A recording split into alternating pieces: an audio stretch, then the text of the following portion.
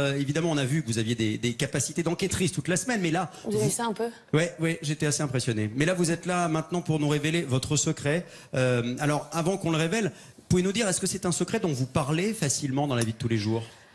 C'est un secret qui est un peu compliqué à avouer lorsqu'on croise quelqu'un dans la rue ou qu'on connaît très peu une personne. Oui, c'est quelque chose qu'en général, je vais pas dire au premier abord, non. Je pense que Thomas est déjà tombé enceinte. Thomas, c'est à toi de répondre. Marine, je suis un homme. Eh bien, c'est quelque chose que vous allez nous révéler tout de suite. On va regarder d'abord des images de votre secret et on en parle ensemble juste après, d'accord? On verra. Allez, c'est parti. À tout à l'heure.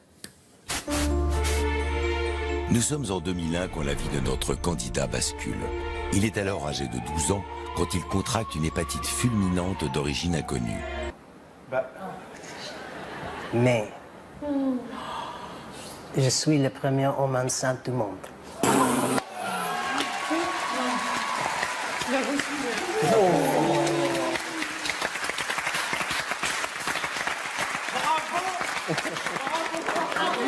Transporté d'urgence à l'hôpital, les médecins découvrent un virus qui détruit son foie. Le diagnostic tombe. Il ne lui reste plus qu'une semaine à vivre. La seule solution envisageable est la greffe, une opération lourde, mais qui pourrait le sauver. Une course contre la montre commence alors. Par miracle, quelques heures plus tard, les médecins trouvent un donneur.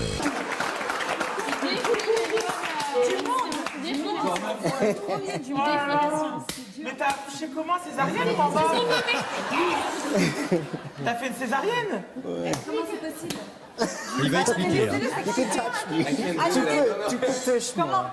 Explique-nous, comment t'as fait pour tomber enceinte?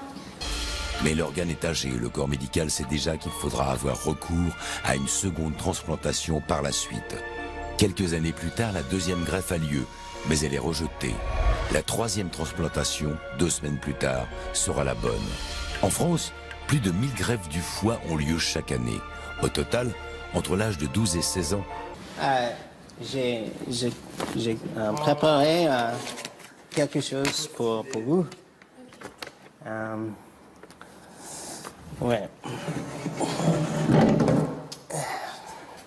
D'accord. Aujourd'hui, notre candidat en aura subi 3. Aujourd'hui, ses jours ne sont plus en danger et il vit normalement.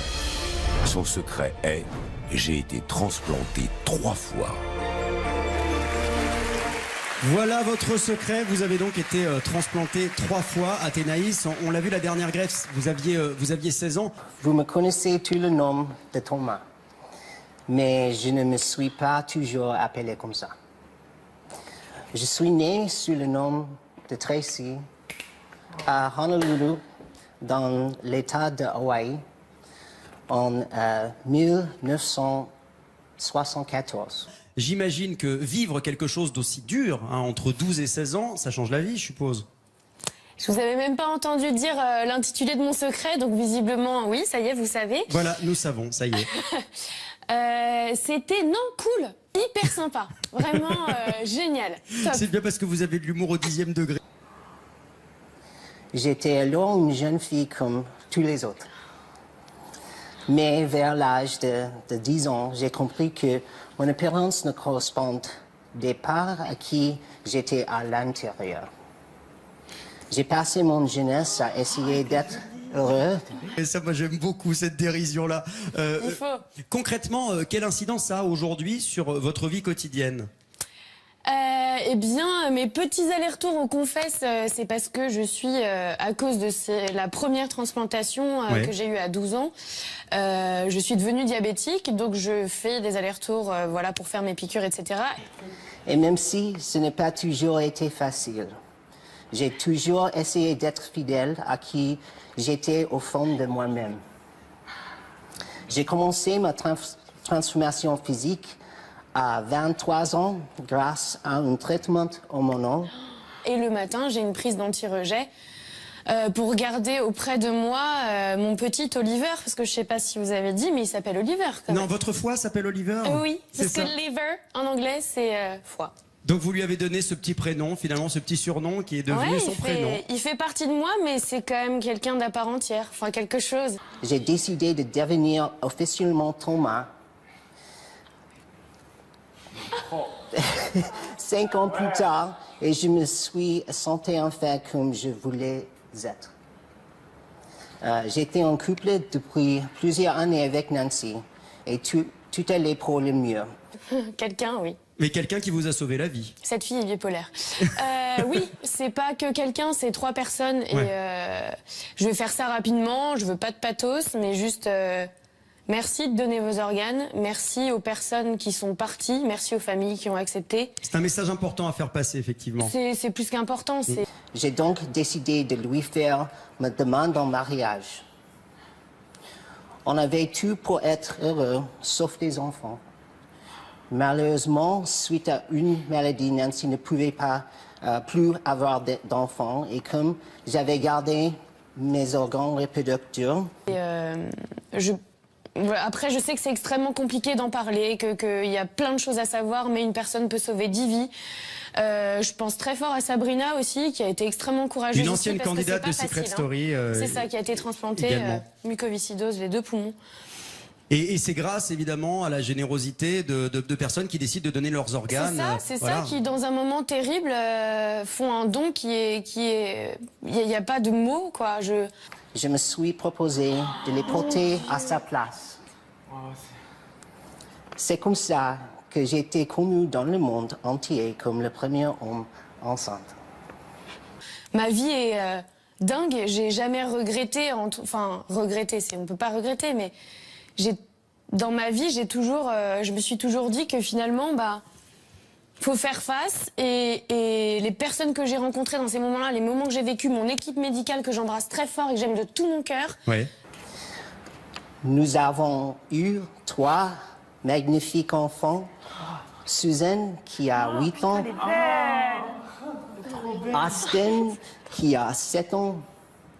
Et Jensen qui a 6 ans. Et je l'aime plus que tout au monde. C'est trop mignon. C'est Austin. C'est ma vie, je la regrette pas, c'est comme ça, point. Et on peut les applaudir ce soir. Et merci de faire passer ce message-là, car c'est très important. Aujourd'hui, même si je ne peux pas plus jamais avoir des enfants, je suis un père comblé. Tu peux révéler officiellement aux habitants ton secret personnel. C'est tout pour le moment.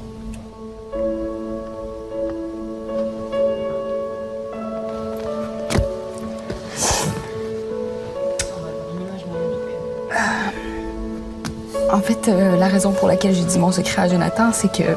Je suis porteur d'un message, un message d'amour, de tolérance et d'ouverture.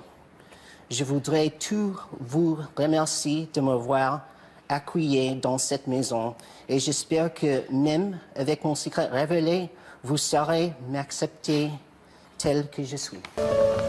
J'ai craqué, je n'en pouvais plus. Parce que mon secret, c'est quelque chose qui a bouleversé ma vie profondément. La raison pour laquelle c'était difficile pour moi d'être ici, c'est que personne ne savait mon secret.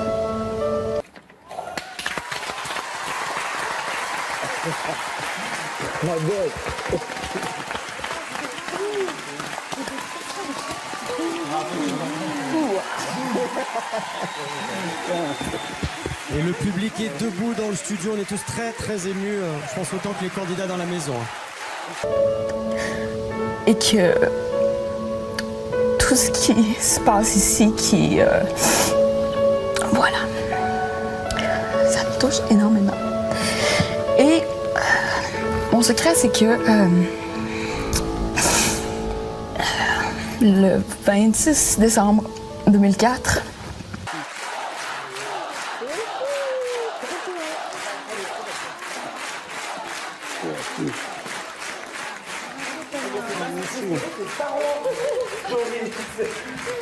J'étais enceinte. C'est pour ça que tu me conseilles bien. 3 fois.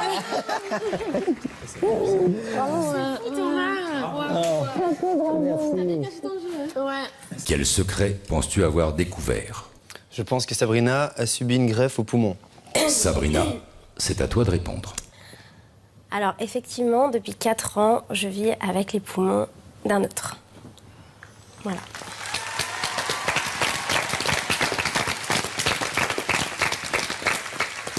Rudy, tu avais découvert il y a quelques jours une partie du secret de Sabrina. Mais c'est Joff qui a finalement découvert son secret. Joff, en découvrant le secret de Sabrina, tu remportes... J'étais en Thaïlande. Ce matin-là, le bus s'est arrêté et moi, j'étais en retard. En fait, j'étais en retard, j'avais manqué le bus, alors il n'y avait plus de place. J'étais dans la porte derrière et j'ai vu la bague. Alors, merci. À l'âge de 4 mois, ma maman a eu ce qu'on appelle un instinct maternel. Et elle a décidé de me faire hospitaliser de force parce qu'elle pensait que j'avais un problème de santé. Et au bout de 15 jours d'hospitalisation, on a annoncé à ma maman dans un bureau froid, gris, que j'étais atteinte d'une maladie qui s'appelait la mucoviscidose.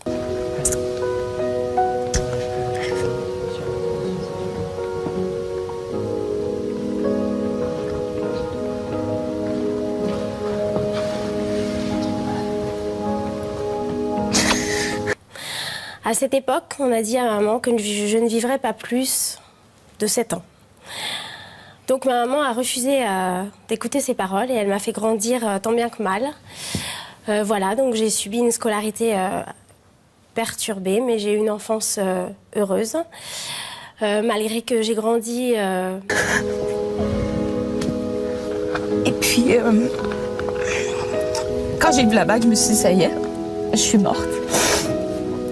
Ça m'a fait drôle. C'est comme si tout d'un coup, tout ce que j'avais était parti. Et puis, j'ai pas bougé. Je suis restée immobile. Au milieu des hôpitaux, j'ai passé les 3/4 de ma vie.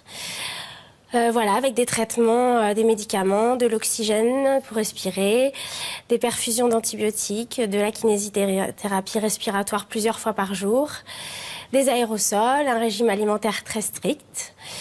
Donc voilà, et puis... Devant la bague. Et c'est ce qui m'a sauvée. En fait, il y a un taille qui m'a vue. Et il y avait une camionnette qui essayait de s'enfuir par la route. Il y avait une route qui était perpendiculaire à la plage. J'ai grandi, je me suis battue toujours pour réaliser mes rêves. En 2002, j'ai réalisé mon rêve, celui d'être maman d'un petit garçon à qui je pense très fort, qui me donne beaucoup de courage au quotidien. Et voilà. Et en 2006, je me suis réveillée un matin. Il m'a pris par derrière et il m'a lancé dans la boîte du camion. Et je me suis fracassé les dents et c'est pour ça que... Voilà, c'est après que j'ai recassé la même dent que... Voilà. J'ai dit mon secret parce que... Et alors d'abord, je voudrais rajouter que voilà, j'ai grandi en étant très tôt confrontée à la mort, c'est-à-dire que j'ai enterré tous mes amis de l'hôpital. Et un jour, je me suis dit, mais pourquoi toi, tu meurs pas? Et j'ai parfois douté. Tout m'est revenu à l'esprit. Et puis, en fait, je me suis fait prendre dans la vague. J'ai roulé sous l'eau. Et puis, par miracle, je suis sortie. Mais après, il y a eu 3 autres vagues. Et puis un jour, je me suis dit, bah, moi j'ai la chance d'être en vie, donc je vais me battre pour eux, pour tous ceux qui partent trop tôt. Et donc voilà, donc je me suis dit, bah, puisque tu ne meurs pas, tu vas te battre pour tous ceux qui sont partis et tu vas faire du bruit, tu vas tout déchirer. Et voilà, donc ma première réussite, c'est mon fils en 2002. Et en 2006, un matin, je me suis réveillée.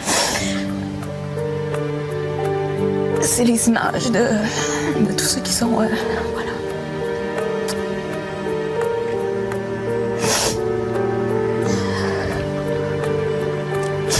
Après, j'ai perdu connaissance et puis je me suis retrouvée en ville. Et j'allais très mal. J'ai fait une fièvre qui est restée très haute pendant 3 semaines. Et là, je me suis dit, mais qu'est-ce qui se passe? Là, c'est moi qui n'ai plus le pouvoir. Et donc, on m'a inscrite sur une liste de greffe. Voilà, donc j'ai attendu 11 mois. Je pesais 36 kilos, je ne marchais plus. Mais en fait, l'histoire est plus longue, mais là, j'arrive pas à la raconter.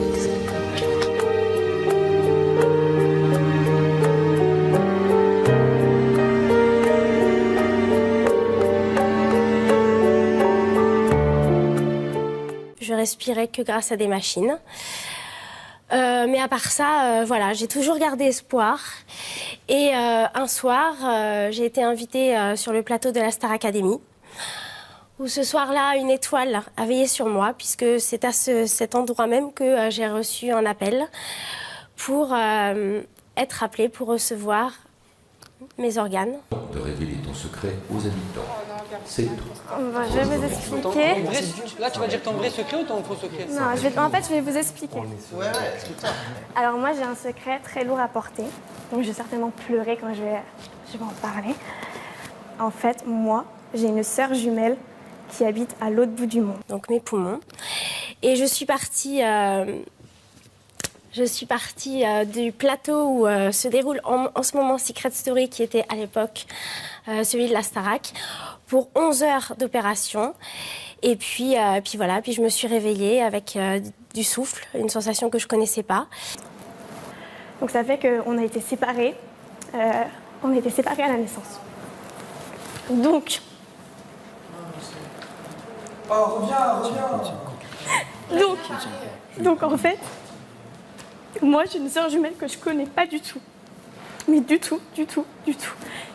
Et voilà, et depuis j'ai une nouvelle vie. Je suis pas guérie, donc j'ai encore un traitement médicamenteux, d'où mes allers-retours au confessionnal. Et puis voilà, je sais que vous n'êtes pas médecin, mais pour vous donner une idée du changement, je suis passée de 13% de souffle à 98%. Et voilà, je respire toute seule, j'ai repris du poids et tout va bien. Donc voilà, alors en fait, mon intitulé de mon secret, c'était « Je n'ai jamais rencontré ma sœur jumelle ». Sauf que je l'ai vue. Je l'ai vue 24 heures, mais pour moi, c'était comme si je l'avais jamais vue. Je la connais pas, ma sœur. Il y a des jumeaux en France, même dans tout le monde, qu'on voit. Et ben, ils s'habillent pareil, ils font plein de choses. Moi, j'ai pas eu cette chance avec ma sœur. J'ai pas pu. Aujourd'hui, je suis super heureuse. Voilà.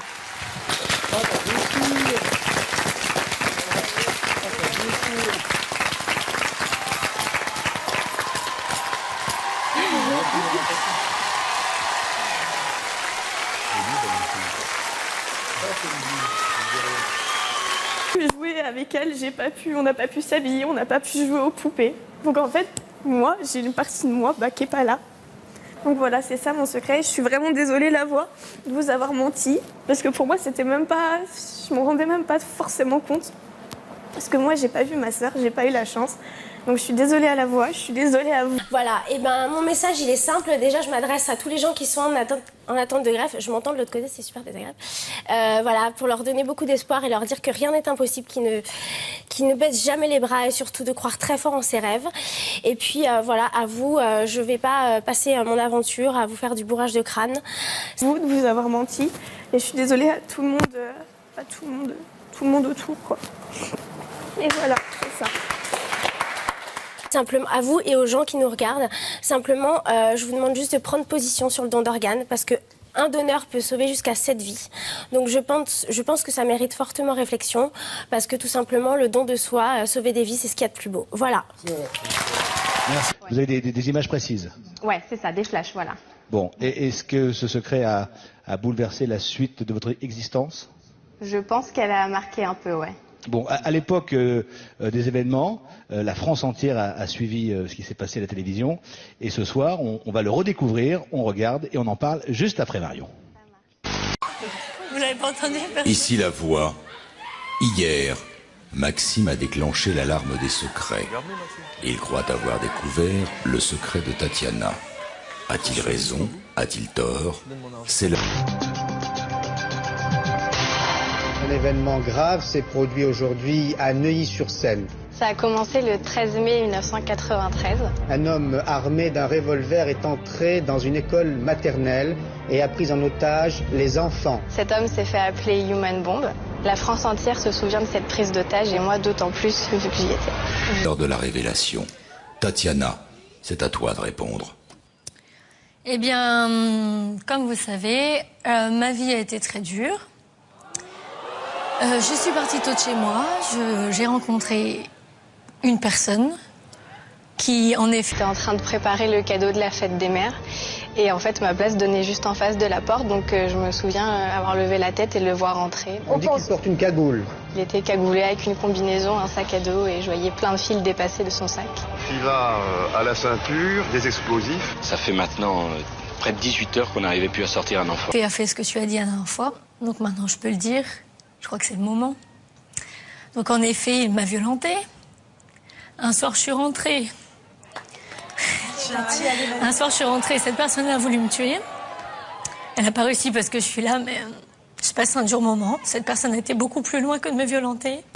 À l'époque, je me rendais pas tellement compte que c'était dangereux. Je savais juste qu'il y a un truc qui tournait pas rond. L'attente dure depuis 24 heures. 24 heures de patience et d'inquiétude. Il a libéré plusieurs enfants tout au long de la journée au compte-gouttes. À la base, on était 21 enfants. Il en a gardé plus que 6 à la fin, dont je faisais partie. J'ai été séquestrée plusieurs jours. Je suis partie. J'ai réussi à m'enfuir. Je suis allée à l'hôpital. Je suis restée toute seule. Très longtemps chez moi. Je ne voulais voir plus personne.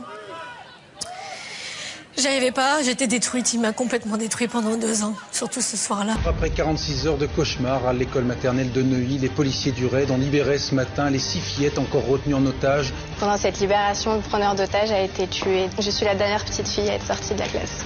Je me souviendrai toute ma vie de cet événement tragique, c'est sûr. Voilà Marion, on vient de revoir les images.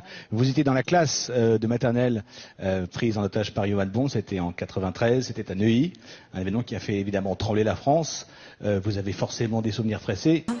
Il m'a complètement détruite, j'avais plus de personnalité, plus rien, je me détestais, je détestais mon corps, je détestais mon âme, je détestais tout. Je suppose que aujourd'hui, dans vos comportements de tous les jours, on y pense tout le temps. Ça a eu des conséquences ? Ouais, je pense que ça a eu des conséquences dans le sens où, quand je suis dans les transports en commun, je me méfie extrêmement des gens. C'est-à-dire que je les analyse pas mal. Et dans ma tête, il y a plein de fois, je me suis dit que le mec en face, il avait un truc pas net sur lui. Et je voulais plus voir personne. Et puis, un jour, un ange est arrivé, une autre personne. Cette personne m'a relevé la tête, m'a dit « Tu es forte, tu es belle, tu as une voix, il faut que tu fasses ce que tu aimes dans la vie ». M'a relevé la tête physiquement parce que j'étais toute recroquevillée. Et du coup, je change de métro ou des trucs comme ça, quoi. Avec vos parents, c'est un événement qu'on évoque encore ou on n'en parle plus du tout ? Si, on en parle. On en a toujours parlé. Dès que je voulais en parler, on en parlait. Ça n'a jamais été un sujet tabou, quoi que ce soit. On en parle toujours, quoi. Bon, je suppose que les liens se sont resserrés un peu plus avec vos parents. Je ne regardais plus personne dans les yeux, j'avais peur des hommes. Cette personne m'a appris à avoir confiance, en moi surtout, m'a appris à aimer, m'a appris au goût de la vie. Et cette personne est derrière moi. 14 semaines, ça peut être long. Comment vous appréhendez ces semaines ? On s'est bien préparé avec mes parents, on a posé tout à plat. Voilà, puis comme c'est un choix, c'est pas pareil, quoi, donc c'est bon. Qu'est-ce qui pourrait vous troubler dans la maison, qui pourrait vous trahir avec un comportement ou peut-être une évocation ? Cette personne, c'est Xavier. Il m'a tout appris. Et c'est pour ça qu'on s'est autant battu pour notre secret, parce que c'était difficile. Parce que j'avais 2 mètres d'indice avec moi qui me suivait partout dans la maison tout le temps. C'est pour ça que tu le défends tout le temps. Et c'était dur et on tenait à notre secret parce qu'on s'est mariés le 23 juin 2006. Ah, je sais pas, imaginons il y a quelqu'un qui arrive à rentrer dans la maison et qui n'est pas invité, voilà. Il n'y aura pas, on espère en tous les cas. Bah, dans la maison en soi, pour l'instant, il n'y a rien qui me paraît perturbant, ça va. Merci beaucoup Marion, bonne chance pour l'aventure. À tout à l'heure.